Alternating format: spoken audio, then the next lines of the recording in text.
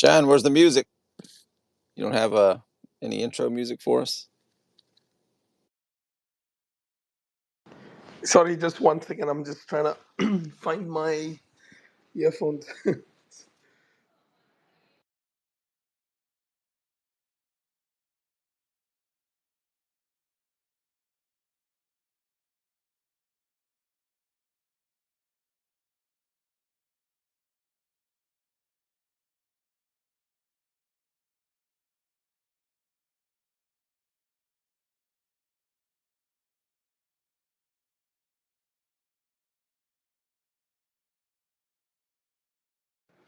Right, I think we can kick off. Hey, everybody, thanks for joining us today. I think this is one of the first spaces we're having with Rick Ponce from Plague. Although I think we have been having a lot of chats for the last few months, we've been discussing a lot of things. And I think it didn't, in the beginning of his NFT journey, and I think even beginning of PG's NFT journey, we didn't connect as much at the start. Then more and more, I think we started realizing that we had a lot of similarities, and it led to us, chatting a lot more often. So here we are. I think I'm super excited to have the frogs also join us today, along with the Jiras. Hey Ponce, how's it going, man? Good morning, sir. Thanks for having me. I guess we're together on this space, but yeah, it's been a long time coming. We've been talking for a while now. I don't know how long it's been, but looking forward to the conversation this morning. And like I said in my post, appreciate what you guys have been doing in the background from a just a product development standpoint and actually doing something with the tech. So appreciate what you guys do. Yeah, I think the one thing I can always say about the plague or the frogs is that I think it's arguably one of the strongest communities in the space. I think you guys turn up like I don't know you. It's almost like another super strong cult group. I see them everywhere. They farm your posts so hard. I think they're like most of the NFT projects. They gotta reward people. For like with tokens or something to farm any post and whatnot. I've been noticing this. I really don't know what's your secret, for that. But I think you guys have, found. I think they found their leader in that sense. So it's really really nice to have those guys also look into us now, and and talk a little more about the equity and talk a little more about the space in general. There's no specific agenda as such. It's just more like a free flow space. I'm gonna just dig into my thoughts, and I'm gonna get Ponce to talk about his thoughts as well. If you guys got any questions, please do comment, under the bubble on the right side in the bottom. So I could probably answer it myself or get Ponce to answer. Yeah, I think let's just jump in.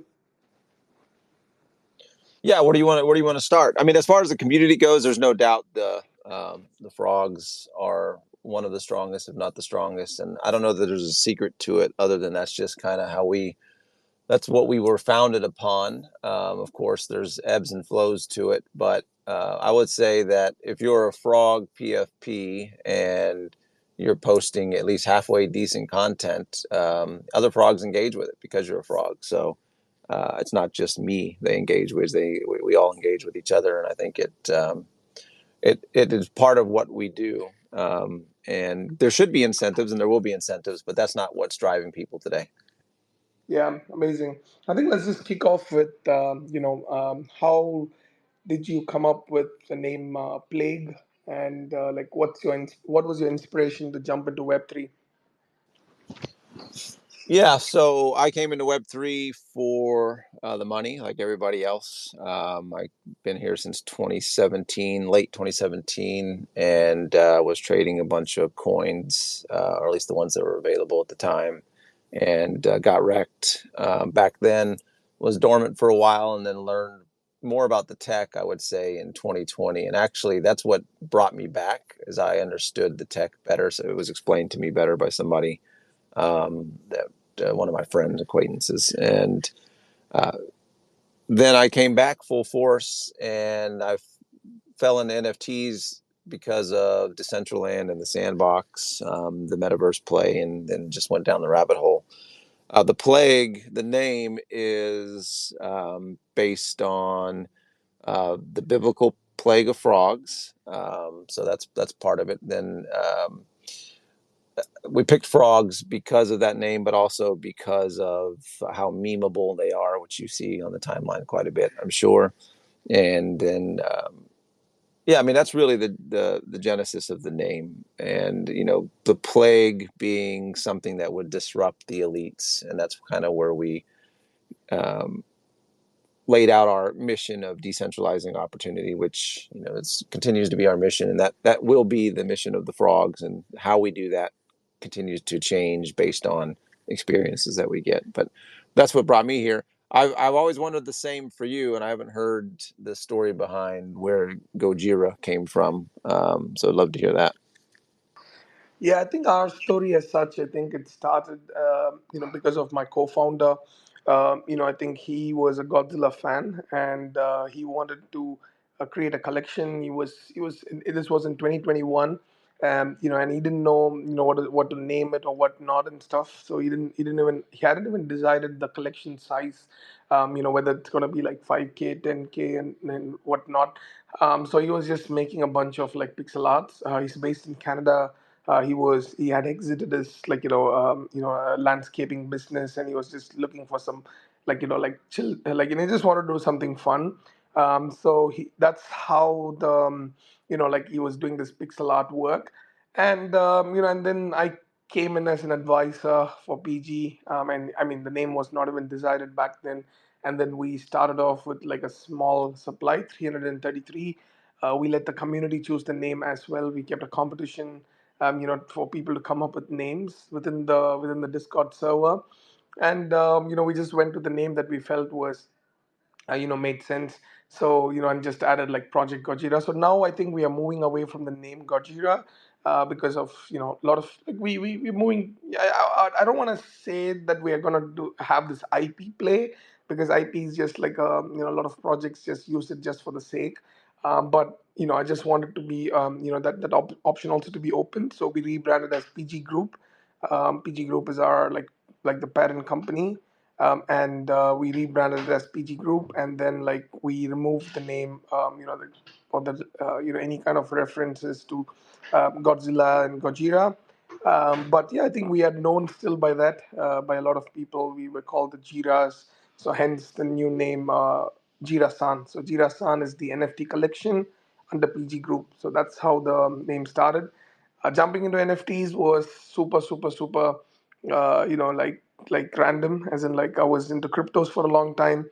Got into NFTs by minting Bored Apes, just because one of the guys that I follow on YouTube, Journey Crypto, he was shilling the shit out of Bored Apes, and I was like, I didn't want to mint it. I didn't believe in NFTs. I didn't believe in like artwork on on chain and stuff like that.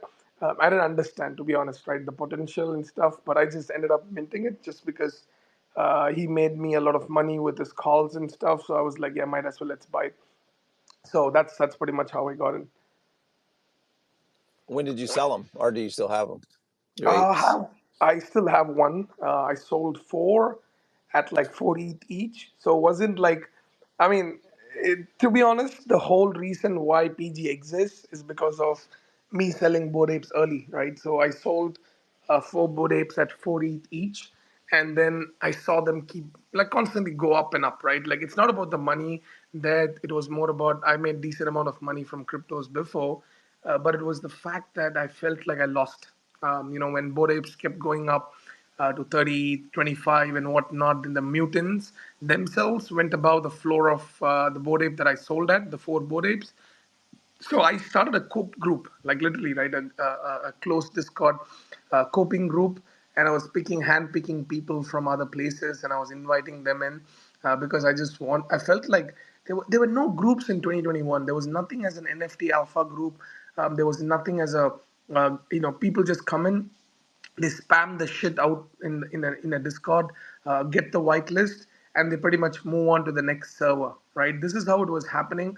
There was no place to call home or something. Right? Like You mint something, you're looking at the floor and you're looking to flip it.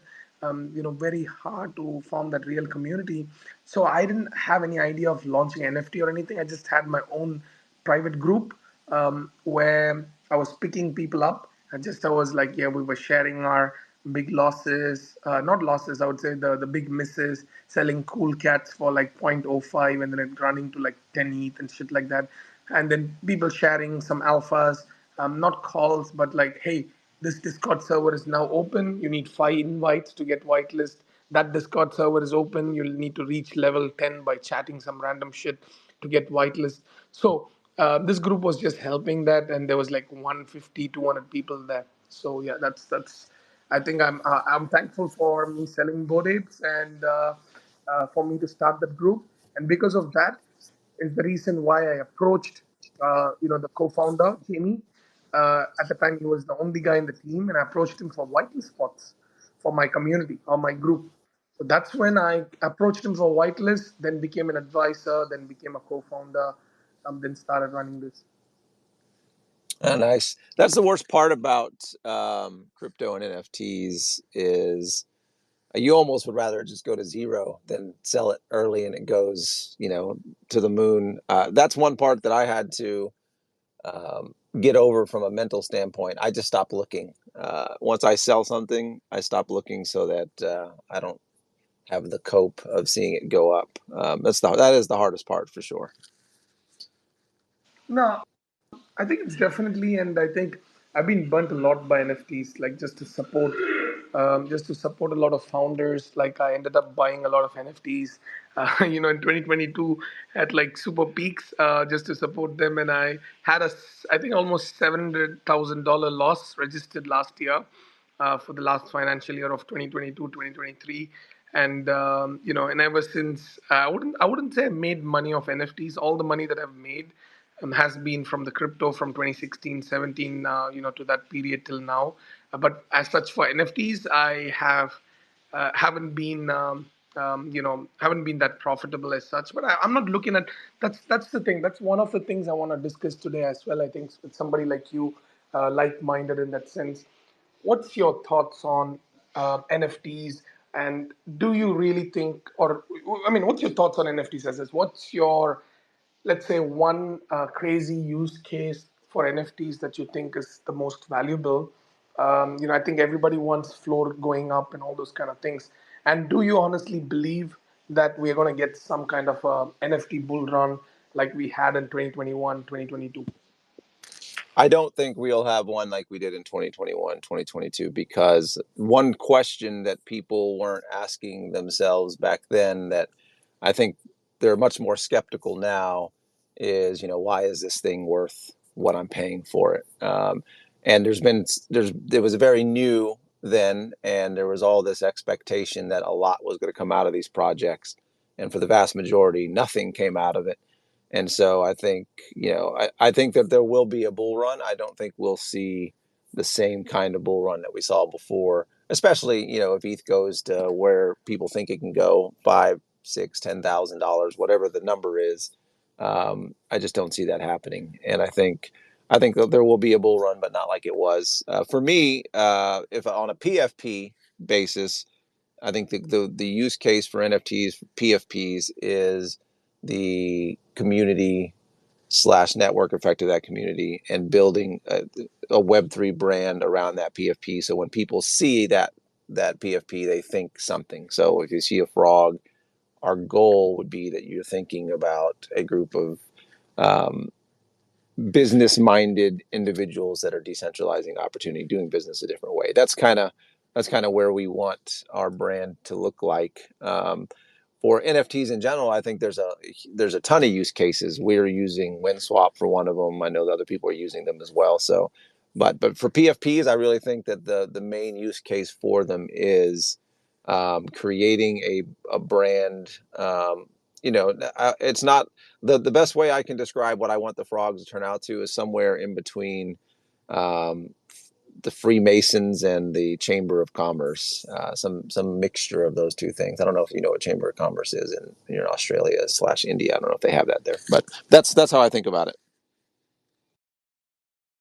Yeah, I mean, I think that's probably why I think we also ended up having a lot of like chats, about these things. Because for me, also NFTs is about the access, right? Access to network, access to funding, access to founders, access to community. It can be any kind of access that that you cannot put like a value to it, as you build this network and as you build this accesses. Things get this thing, but I mean, for me, I'll tell you this. Maybe if you, I don't know, I think we'll also jump into this part. But I don't know if you have ever felt this as a founder, when you wake up and you're like, you see some random shit posting on Twitter and some random stuff going on, and the floors of some NFTs just like, going like crazy, while you put some efforts and thought processes to develop like actual products and actual systems. And there's not like, let's say, not as crazy as a flow price movement, or like some level of wild hype. Yeah, I think probably you would have had that period. We had a period of euphoria in 2022 where our floors were like at like 25 ETH for Genesis, 7 ETH for Gen 2s, when we didn't do much. Like all I was doing was getting on Twitter, tweeting some random stuff, not random stuff, like my thoughts and stuff. And I didn't talk about building, I didn't talk about products, I didn't get into the product development phase. Pure vibes, right? Like just like I was on Spaces all the time. I was just like getting into, I was calling out founders for the shit and whatnot. And our flow was just going up and up, and all we had was whitelist distributions and nothing. And when we started developing products and we started putting out products like Bullix or Maxis, or now we announced Redacted, we raised $10 million, and we started announcing a series of products, not just announcing products, but actually have products out there. Like Bullix has done like 17-18 million dollars in fees, 1.7 billion dollars in volume, real products out there. We aren't experiencing that level of, let's say, users attraction towards the project. So you guys, and I know from your side, you're not, again, one of the probably the 10 projects in the space that actually has a product, and product that makes sense. That is WenSwap, the one that attracted me, the one that made me like even to reach out to you to discuss about this equity swap and stuff. And WenSwap is a product that I think personally makes a lot of sense to decentralize the stock room and stuff. And you guys recently sold out your first beta, or the first launch. Congrats, by the way, for that. So, do you, as a founder, feel that sometimes you're too early for things that you're doing than what the space is primed for? I don't know about. I don't know if it's too early is the right word for me. We never had our hysteria moment. So we minted in April of 2022, and immediately after the bear started, everything tanked, including NFTs, and it's been a downward trajectory ever since. So we've never actually had a. I mean, if you look at the volume the frogs have done, and if you went on to OpenSea and sorted by volume and looked at the volume comparatively speaking, I think we're ranked like 376th all time in volume. And we never had that hysteria moment per se.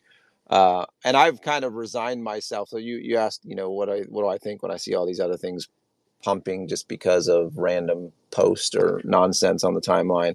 I stopped paying attention to that probably a year and a half ago, because I gave up on the expectation that a large percentage of the audience that we're talking to on a daily basis actually is here for anything other than the speculation. So that's not a knock. I mean, that's what brought me here, but I gave up on that part of it. So I think that I think we are early in the standpoint of in our bubble. Most people that are still in our bubble don't really care about the products that are coming out. I think we're probably just in time for when whatever mass adoption looks like and you start seeing wallets be more commonplace. I think we'll be just in time for what we're building, from WinSwap and making coffee and those kind of things. So uh, I'm bullish in the sense of where we are from a timing standpoint in our product development. I'm bearish from a standpoint of whether I think that all the people that we've been interacting with over the last several years will jump in all of a sudden to our project unless they see something speculative come out of it. And there's going to be things that we do that will create speculation, of course, but how long they'll stay, I don't know. And for me, that's the most important thing is gaining users that want to be a part of what we're doing, gaining holders that want to be a part of what we're doing. Now, I mean, that's amazing because this is a conversation. I think Amrish is also here, my co-team, I mean, like the co-founder of Redacted and our co-team member from the start. We always used to have this debate, the debate of like this speculation, speculative, kind of like a move. Where I'm for it, right? I've been. I would say I don't. I wouldn't say I'm for it now, but maybe like few months back, if you ask me, I was the guy who was like, dude, like we have to keep the whole thing speculative. We have to keep the whole, this thing, like the concept of this thing as speculative and whatnot. And he's the type of guy is like, Shan, who's our target audience? Like, do you want guys just coming in and asking when 10th floor, or do you want the guys who understand what's happening and trying to contribute to the ecosystem and participate in the products? I think it's kind of like, it's hard to come up with like, an easy answer for that, right? There's probably no right answer for that, because you need attention, and you need attention for any product, to gain the user base, right? And for that attention, you might need that speculation. Like, why would somebody want to come and farm Blast or Blur? Because there was this speculation of this airdrop, or so and so.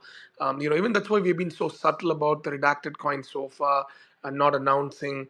What, or even for Bullets for that matter, for the tokens.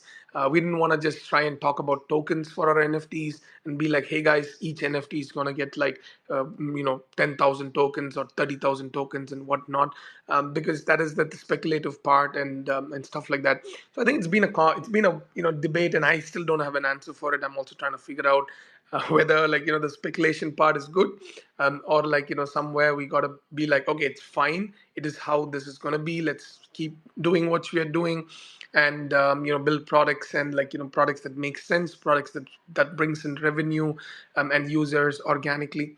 All right, so I think just want to jump into the main, the topic of the, title of the space is equity swap. I think I realized a lot of people, after we even made the tweet, fully didn't understand what even equity is and how, what this means, right? So I think I'm a big believer in equity, and so is Pons. So equity means taking a stake in the business, right? So the Plague Group, for example, they build a series of products. They have their IP. They have a valuation. Let's assume it's an X valuation. In PG Group, we have a bunch of products. We have our own NFT collections and like series of products that we own or have a stake in, and our company has a valuation. So equity swap means we have taken a stake in the Plague Group, and the Plague Group has taken a stake in PG Group. Meaning, let's assume tomorrow, for instance, right, all of PG's products fail and it goes to zero, right? For instance, and we do not have anything left. Our treasury is dried, our products are worthless and nothing. And let's say Plague reaches like a $1 billion valuation, for instance, right?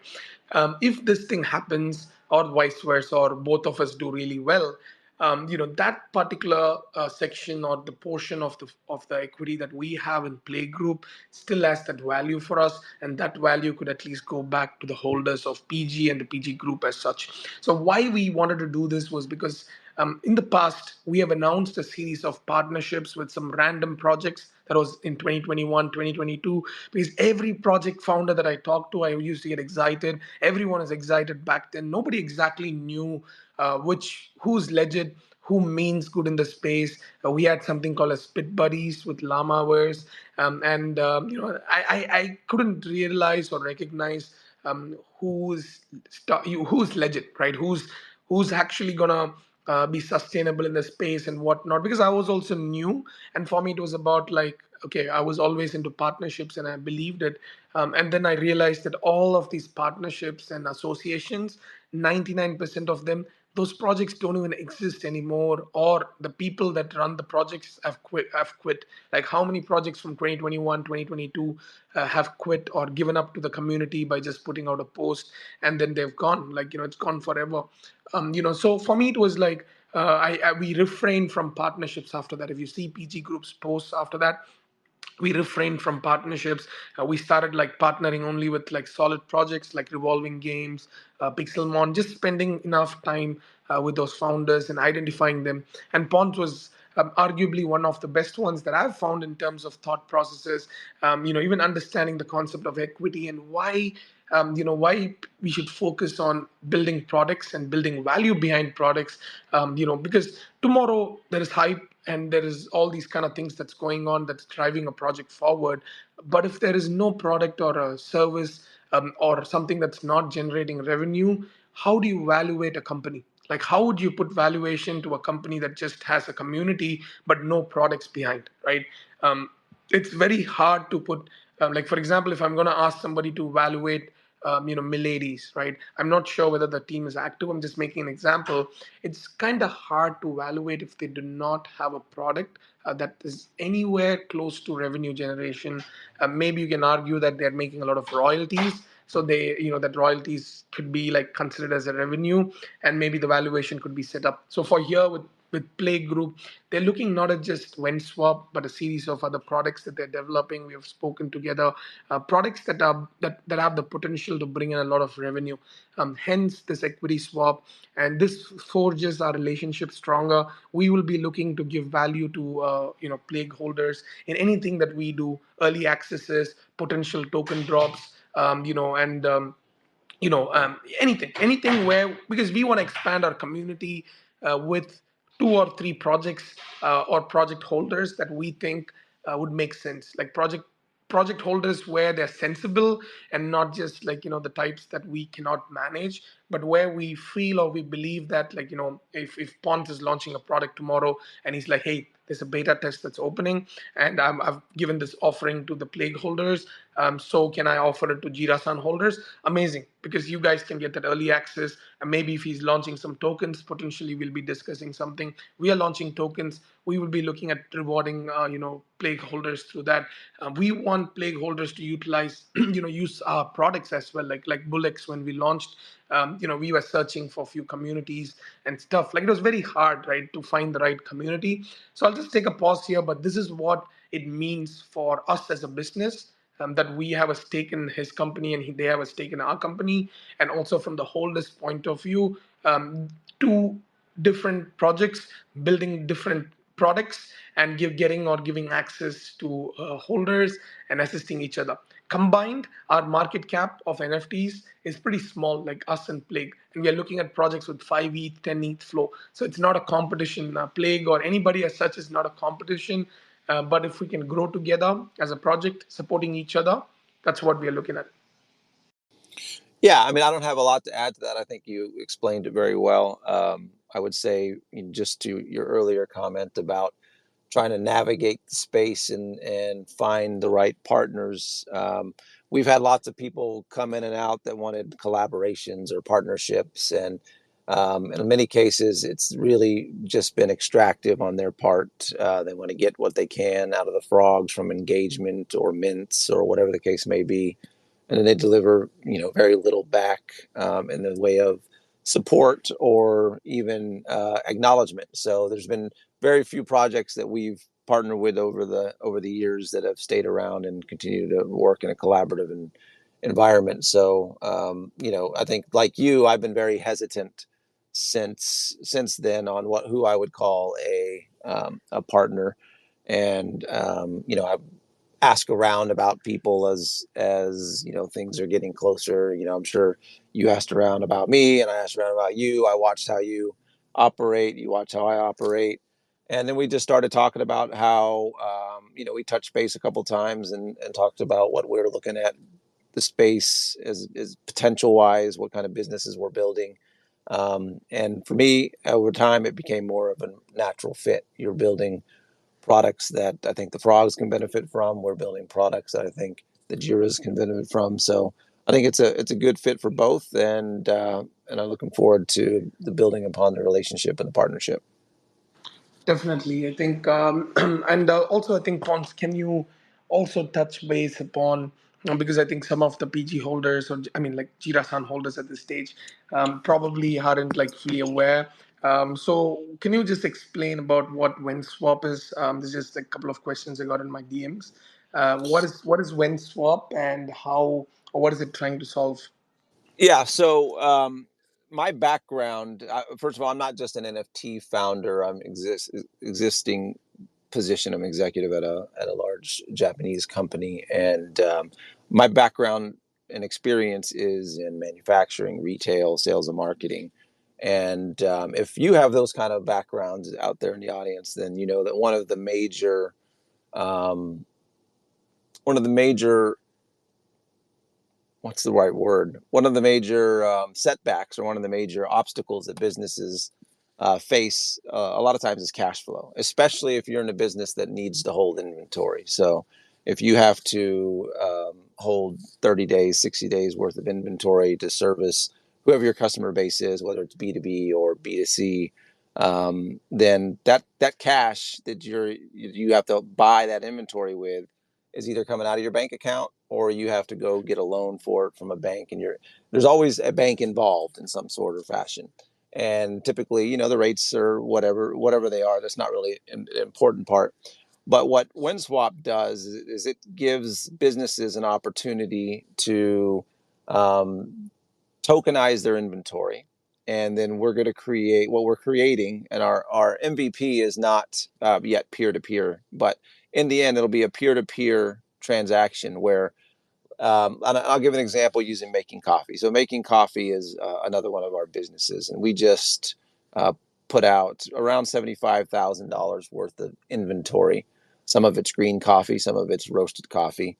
That we tokenized the inventory and said, okay, here's the wholesale price for the inventory. And we allowed, and it wasn't token gated this round, but it was primarily frogs and utility win holders that participated.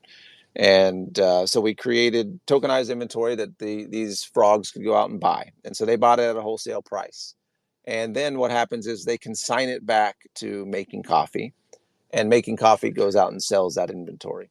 And there's a buyback schedule based on a 12-month period that says, okay, if we buy back this inventory in 60 days, you make X percent of margin. If we buy it back in 90 days, you make Y percent of margin. And that margin increases over time. And because it's making coffee and it's our own business, it's a guaranteed buyback within 12 months. And if it takes us 12 months to sell it, I think it's somewhere around 13% is what we pay. So it creates a environment where, again, our mission is to decentralize opportunity, and it creates an environment where businesses can not only improve their cash flow, but you're increasing your audience size, because these are people that maybe they didn't know about your business.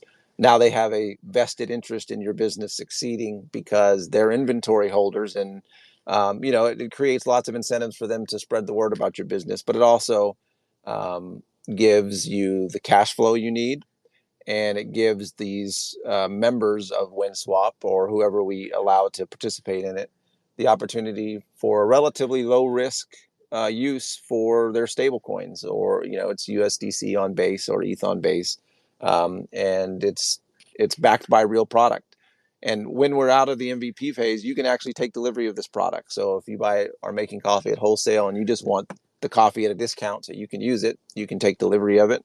Or if you want to resell it yourself, you can do that as well. So that's WinSwap in a nutshell. Again, it's part of our ethos of decentralizing opportunity, and this actually was taken out of our business model for making coffee. And as we were building it out, we realized that there's a much bigger use case than just one business. Yeah, I think I was looking at WinSwap, and I was asking Pons if there was a way for us to invest a little bit of a treasury on a let's say, like, a decent size of investment, because I think for people, right, like in the space, it might not make sense when you hear this thing like 13% a year, and you're like, yeah, man, I can make more on shitcoins.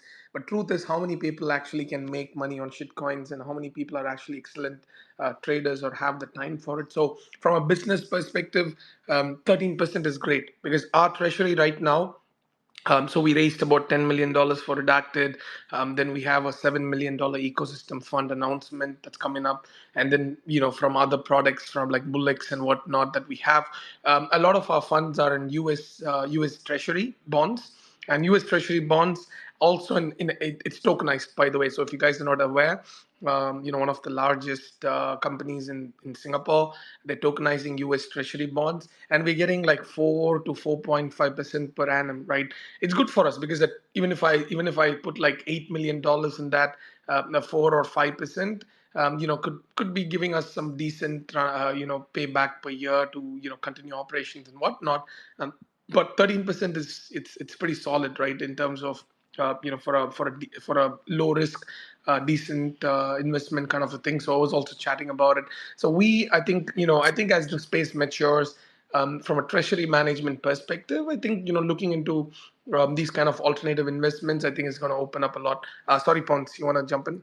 Well, what I was going to say is, so yeah, you said it right. For people that are in this space, 13% or even 5% in a 3 month standpoint, 6 month standpoint sounds like nothing. But in the real world, that much, people that understand money and have lots of money and don't want to create a lot of risk around their investments, that's huge. And part of our business model will be having plugins for Shopify and WooCommerce.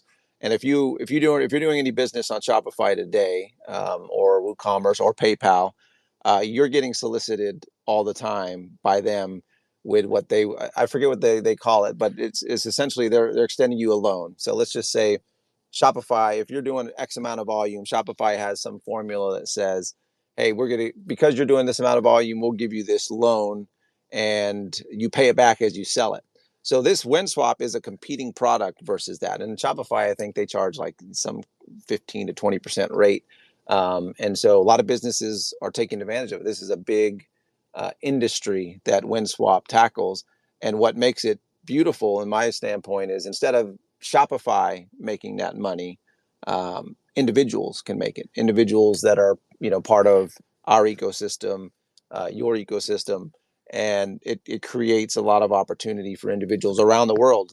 A guy in India can invest in a company in the U.S.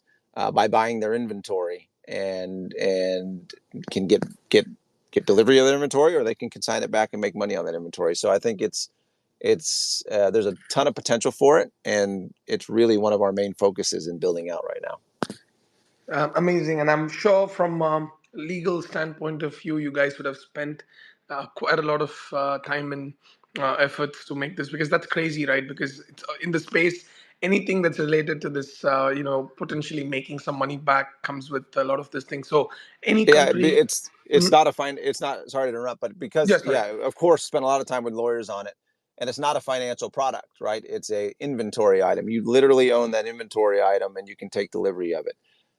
So it's not a loan.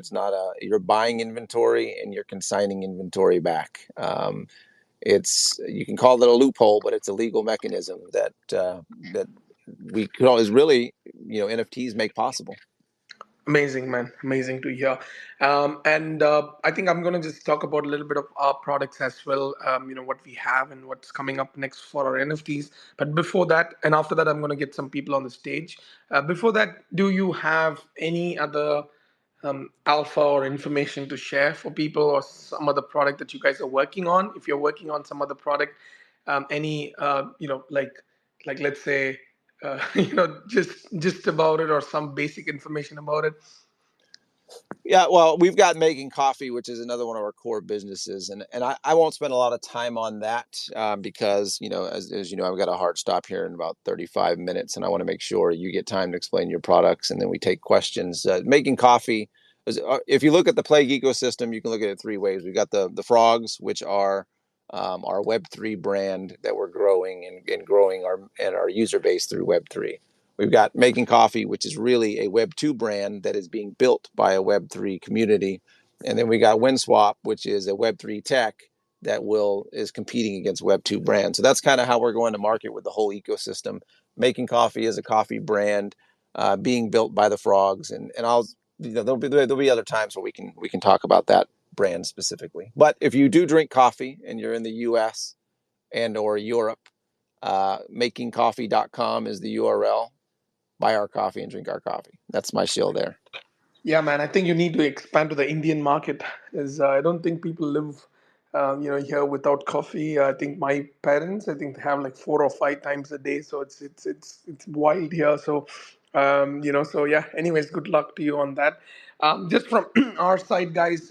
Just for those guys who have just followed us or haven't been following us, PG Group aims to be the Web3 Y Combinator. We do not want to just use this term because we are going to be like, hey, we are going to develop these products or we're going to come up with these products. We have launched and own a bunch of products. If you see our bio right now, we own Redacted Coin, then iAgent Protocol, Maxis, Bullets. We also recently, not recently, few months back, we acquired Magically, the marketplace as well, and we have a bunch of other products in the pipeline. So it's the way we work is pretty simple. Like for us, it's about like we fully believe in products and we believe in diversification. We want to be that one-stop place for creators, to come in. We do not want somebody with an amazing product or an MVP to not let that product come to the market because of lack of funds or lack of KOLs or lack of marketing efforts. So our aim here is pretty simple, or our business model is pretty simple. We scout for products or projects that have products, and then we have a call with them just to understand like what their product is, what stage it is at. We test it out ourselves. We see if it's skilled enough and whatnot. And from there, we do two things. Number one, we invest in the product, if it makes sense. And number two is we take equity in them. That is, again, equity means stake in their business, anywhere from 10% up to like 50%. Sometimes we even buy it out. So what this does is when we take a 10 to 50% stake in the company or in that product, we help them from everything from marketing to fundraisers, to KOLs, to even like beta testing with our holders, etc. So what this does is for teams that do not know how to navigate through this noise or where to even start their journey from while they have some amazing product out there, it solves this issue, right? Because a lot of the times there's so much of noise in the space. So, for example, let me just share the story of Bullets, right? So, for Bullets, for instance, when the first when the devs came in, these guys are based in India, and then we had a chat. This was in Jan of this year. When they came in, they didn't have that kind of a grow group or even a Twitter account of things or how to even start. So I announced myself as a co-founder of Bullets, and pretty much like been working with them ever since. Just to like make the product or get the product out to the market, helping them with connections, putting them in different groups, giving beta test accesses to holders of our community and other communities, etc. And now they started gaining traction after that, and then like now they're sitting at like 40,000, 50,000 users and like about $1.7 billion in volume. Another story is about Maxis. Maxis, you guys might have used. I think Plague users. I think I see a lot of Plague frogs in the Maxis. So Maxis is 100% also owned by us. So Maxis is a platform where you can like get loans for your NFTs. It's a peer-to-peer loan, peer-to-peer NFT raffle marketplace. Has this coin flip and few other features coming up. So how we are going to tie all this up is basically Jirasan NFTs, the 10K Jirasan NFTs that we literally launched yesterday, where we merged all our previous collections before into one single 10,000 collection to make everyone's lives easier, from the outside and even for the holders, so that there is not multiple collections out there. All these products that we support and are going to be supporting and taking equity in, we are going to be pushing the value down to the holders. The value is in terms of tokens, the value is in terms of access, the value is in terms of discounts and whatnot. So our target is to support like 50 to 60 products by end of next year.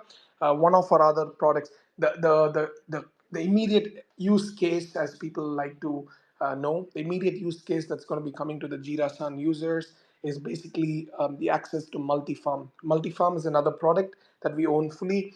Multifarm has had more than 10 plus tokens already. We partnered with from Lingo Coins, Space.io, and like Averick Saga and a bunch of other projects. 50% of these tokens are going to be reserved for Jira-san holders.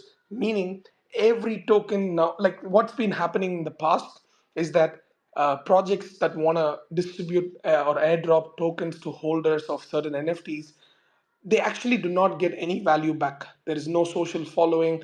There is no information that no, like for example, when Dimension dropped some tokens, some NFT holders were able to claim Dimension tokens, and then they just dumped it. They had no idea what it is. And Dimension, I don't know what they exactly gained. So we had a chat with all these founders to see if it actually helped them in any way. Did people understand? Did people use the product and whatnot? There has not been an existence of a product so far in the market like that. So basically, the aim with Multifarm is we are going to be partnering with projects like Plague and few other very selected communities. And as projects come and approach Multifarm, we have like 20 projects in the pipeline. Like not even joking, like so many of them want to do it. It's like Stakeland, it's like Mon Protocol, but only difference is that it's going to be going for NFT holders and also for token holders in the future. But where we want to distribute it, where it doesn't just go to the holders of the collection by just like randomly claiming and dumping, but rather you perform 30 seconds or lesser task, and you can claim equivalent to the amount of NFTs that you hold.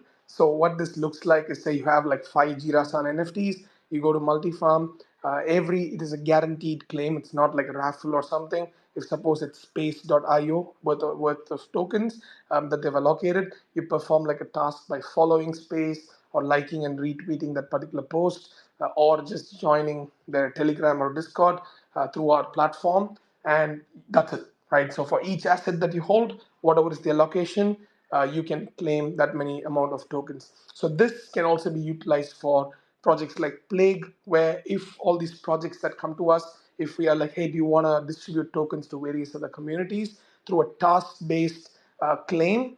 Now it's much more easier. They have a defined KPI, and we want to push through, that model that does not exist so far. So yeah, just wanted to add that, and also we are also in lookout for a lot of products that are looking for a raise under $10 million valuation. So if you guys know any founders, or if you know any teams that are looking to raise under 5 or under $10 million valuation, we are ready to fund as well and bring it up. And this opportunity of investment is also going to be available for the Jira-san holders, as little as $100 per person to as high as like $10,000 to $20,000 depending on the ticket size. So yeah, I think this. I'll just stop here, but this is pretty much what's coming next for us. Yeah, so the multi-farm thing, one difference, we've had conversations about that before. One main difference is a lot of tokens would farm by you going out and just posting nonsense on the timeline. That's right. One of the differences here is you'll go to the multi-farm site and there might be a quest or whatever, but you're also learning Yes. about the product as you do it. That's correct. So we have something called as Watch to Earn that we have developed. We just haven't launched in Multifarm to kill the bots and to actually keep it more informative. So for instance, if when Swap has a token in the future called Swap, and if you're contributing some tokens to Multifarm, so we have two main ways in which people can like win or guaranteedly get their tokens, right? Number one is UGC content, so not the stupid ass random spam. But let me just share an example of. Okay, I've just shared one example there, and like of people that are making actual content. This is another partner of Multifarm. So there's another event that if you just type BipTap, you can see a bunch of them actually creating content, actually getting interactions and stuff. I think I've shared like four tweets right now. This is just one of the products that we have partnered with, right? Where they talk about what BipTap is, and making videos, making whatever. So we want to promote the content creation. And these, like this guy called Sammy Keys, he won a laptop from Multifarm for just making a video, right? And another guy, there was like, there's like, we just want to reward people for creating contents and not just paid shills like most of the content creators. How it's happening is that you go and pay them like $500 and you're like, hey man, can you make a thread about us? But rather, getting people to be creative and giving them that option. That's number one. And second is the watch to earn module, which is what we are more excited about. Let's say if you want to contribute swap token, and you're like, okay, I'm going to give you a series of 20 or 25 questions, right? You're going to like MCQ questions or something that you're going to give us. For instance, if like every single user gets like 2 to 3 questions before they can claim their token, and this question you need to understand what the product is by watching a 30-second video or a 60-second video that you can provide us, or it could even be slides. And if they answer it wrong and they refresh it, the question changes. So this way you cannot just bot it, because the questions keep refreshing, and you have to actually, you can't just select it's B, C, D, B, or whatever. You have to know the answers. You need to be a human to read it, but it'll take under 30 seconds, right? Or at least under a minute. So this is what is the differentiating factor than the social spam that's going around. We want to promote UGC and also watch to earn. So this way you get actual users that are NFT holders, which is where I think the use case of NFT is great, because how many farmers are going to go and buy a point whatever X ETH plague NFT to just get access to a farming platform, right? They are holding it, and these are like legit people and not like just farmers spending like $1,000 or $300 or $500 buying an NFT. But these NFTs get those, get those things token gated, and you got to answer some question. So maybe even 90% of them let them go and dump the free token. But our hope is that at least 1 in 10 that understand what the product is turn into a consumer of that particular, this thing. Because how many of you know what's dimension? How many of you know what's alt? All these claims that you, or layer zero even, like how many of you know what's layer zero? We all claim these tokens, we go and dump without an idea, without having any idea of what the token is, except that, oh, every token is going to dump. I got free money, I'm going to just dump it, right? So we are hoping that at least through the watch to earn, at least 1 in 10 turn into a consumer, then just go and dump it straight. Okay, great. Should we take a question? We got Chan up here. Yes, Should we let's take? go. Yeah. Yeah. Hey, good morning, guys. And Pons, it's great to see you sort of partner with PG and get together for this space. So I appreciate your time as well. But I did have a question for you, Sean. Um, it's definitely one that I don't know if we'll have time to answer on this space, but I wanted to hear your mindset when talking about products, right? Like if we're talking about 50 to 60 products over the course of the next year for PG, how do you look at like ensuring that there isn't necessarily like dilution within those products, right? Like how many swap sites can we really have? How many farming websites can we really have? How many products do you see that you can actually invest in this space to return values to holders? And sort of how does that play into, are you approaching it as like, we're going to make 100 bets here. We're hoping one of them is sort of the BullX case, for example, versus getting numerous products that might be trying to do the same thing, or just like sort of what are the value propositions you're looking for in some of those products? Yeah, I think so. This is, of course, I think in a detailed way, it's probably going to be long, but in short, it's taking multiple bets, right? Because just because we have maxis is not going to stop me from incubating or holding or bringing a huge access to our holders in another casino like product, right? So right now we are in talks with a product that's raised $20 million, based in the US, has like a major casino license and whatnot, looking to work with us under Redacted. And they're also going to be on the flight. They're sponsoring the Redacted Airways, the flight that we are taking from Dubai to Singapore. And they want to offer tokens to Multifarm. They want to offer tokens to our holders. And they want to offer equity for PG in return for Redacted being their Web3 partner. So if I'm going to be like, sorry, man, like Maxis is already in that line, and I don't want to take this opportunity to assist you with in certain things that you need, I think I'm missing out. And I think before we used to be like that. So now it's about having like 3 to 4 bullexes out of the 30 to 40 products that we launch, then like trying to, just focus on 3, 4 products, because nobody actually knows exactly which product is going to click, right? If we know this product was going to click, let me tell you some story about Bullex. I went to Frank and I approached Frank for Bullex because Frank was heavy into meme coins, and I offered him free equity on Bullex, right? You won't even believe it was almost 10% free equity for the DGOTS community for Frank to be a partner with Bullex, right? He loved the product and whatnot, but for whatever reason, he kind of like, he denied it, or he didn't just respond in a positive way for him to come on board. And fast forward 2 months later, he was asking us if the opportunity was still open. By the time, there was already $10 million in fees generated. So the point is, there are so many of these products out there, and the valuation for Bullets at the time was stupid, like 5 million. We didn't raise a single dollar for Bullets so far, though the idea or the plan at the time was, maybe we'll raise at $5 million, like 500K at $5 million, and to just continue. But luckily, none of the investments went through. It's crazy, right? It's crazy how we managed to raise $10 million for Redacted, but we couldn't raise like 500K for Bullets because the market was didn't understand. They felt the bots don't have a future or whatnot. So the point is, It's because people knew what BullX was and they don't know what Redacted is. That's why probably, you were able to raise the probably. difference. That's the difference.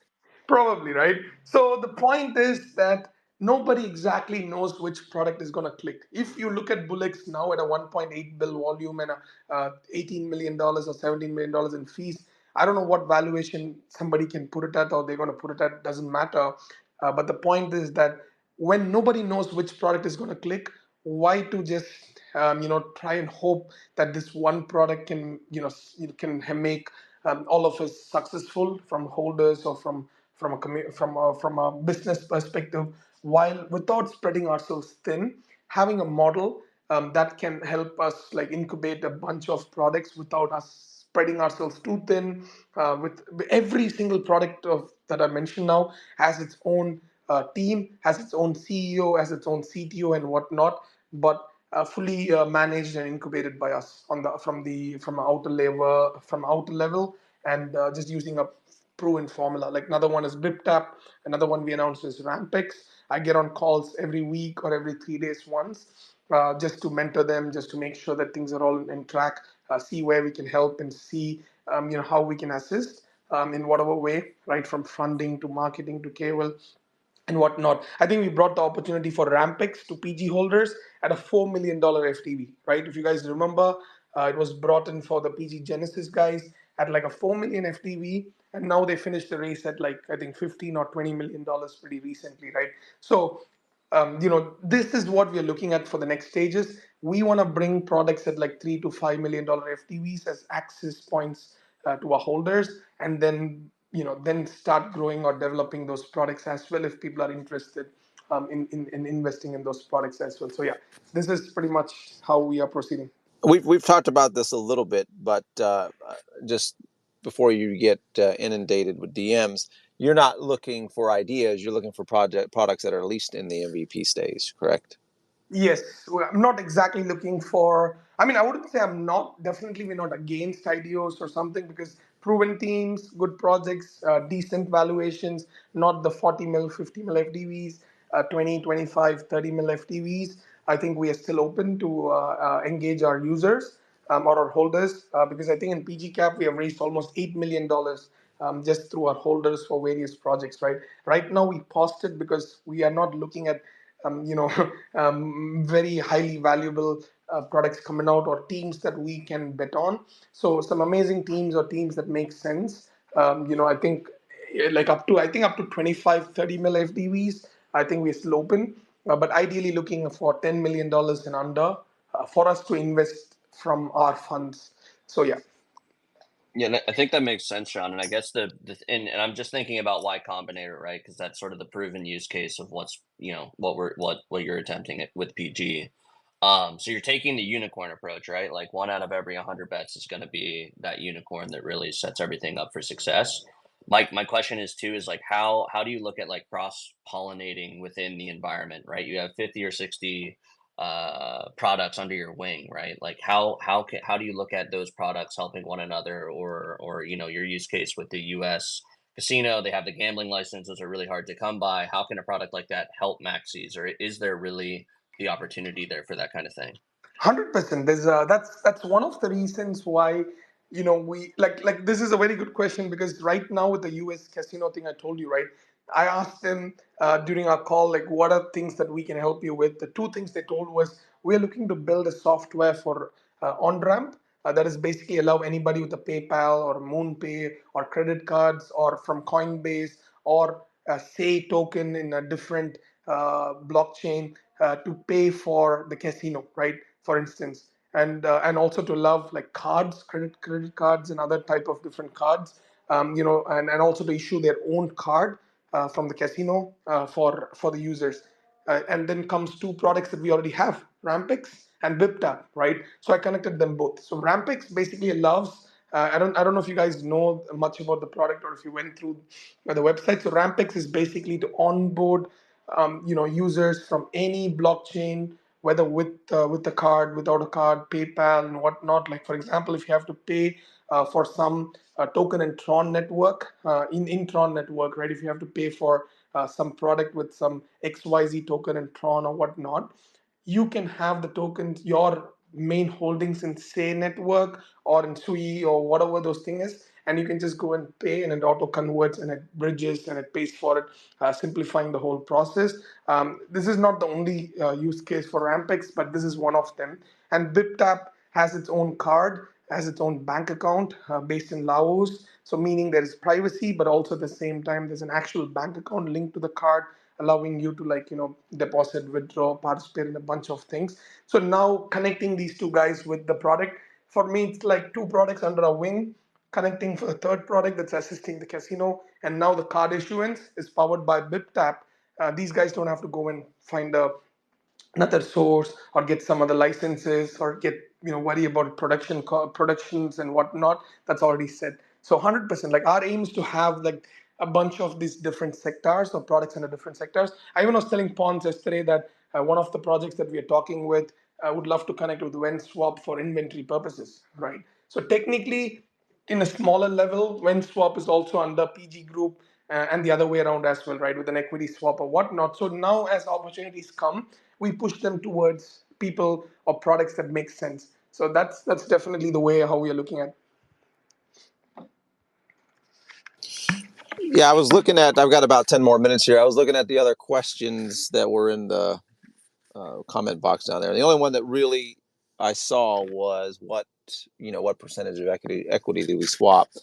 And I don't think we need to get into the details there specifically, but it's a relatively small percentage. And as we grow the relationship and those kind of things, that there are more opportunities for that kind of stuff will come. But I don't know. You have any other comment on that?